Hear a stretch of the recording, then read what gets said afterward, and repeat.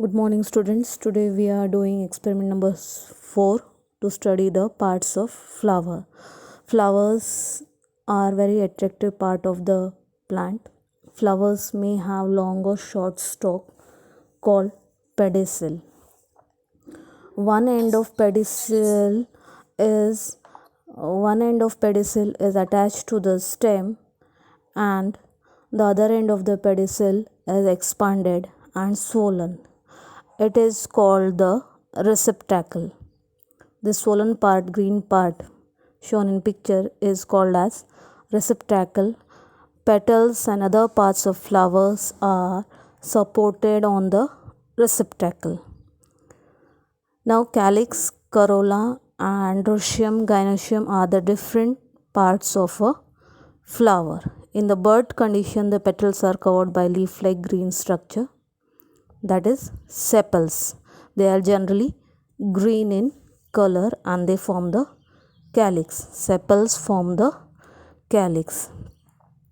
Then the next colorful part of the flower is, second part of the flower is corolla.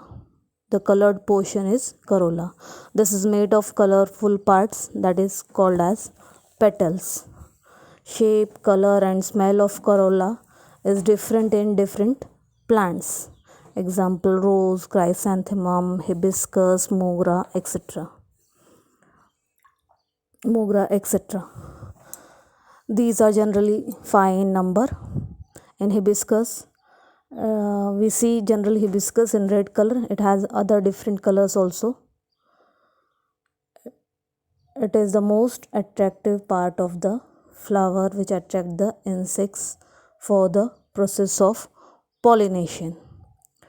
Then the third part of flower is androecium. This is male reproductive part of the flower. It consists of stamens. Each stamen is made up of anther and filament. This is the male reproductive part of the flower. It consists of stamen. Then the innermost and the central part of the flower is gynoecium. This is the female reproductive part of the flower. This is made up of carpels. A carpel consists of stigma, style and ovary. We are here going to take the two portions. Vertical section of a hibiscus flower with the help of a sharp blade. When we cut it in vertical direction, this is called as the vertical section of hibiscus flower, from stigma to pedicel. I am going to show you that.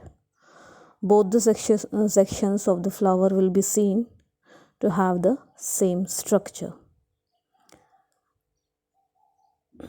See, like this. I am cutting it. We are making equal two parts of the flower. In the diagram also on page number 14 in the textbook, the same vertical section of the hibiscus flower is shown, and in the practical book also you have to draw the same diagram. See, this is the central part of the flower. In this way we can remove each and every part of the flower to study in details. We can also separate the petals also, so we can observe the calyx, corolla, etc. each and every part. In this way we can study the different parts of the flower. See the anther. Anther is each stamen is made up of each stamen is made up of anther and filament. See, like this, anther and filament. Then the next is gynoecium. This is the female reproductive part. Each carpel, this is the carpel